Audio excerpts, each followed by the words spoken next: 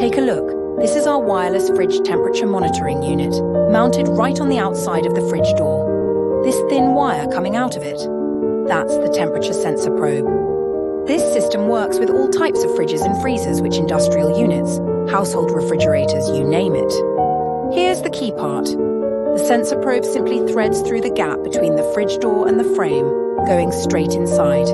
You secure it on the outside with a piece of tape, no drilling, no modification, and the fridge seal stays completely intact. Open the door, and there's the probe sitting safely inside. Data uploads to the cloud in real time, so you can check the temperature anytime from your phone. It really is that simple.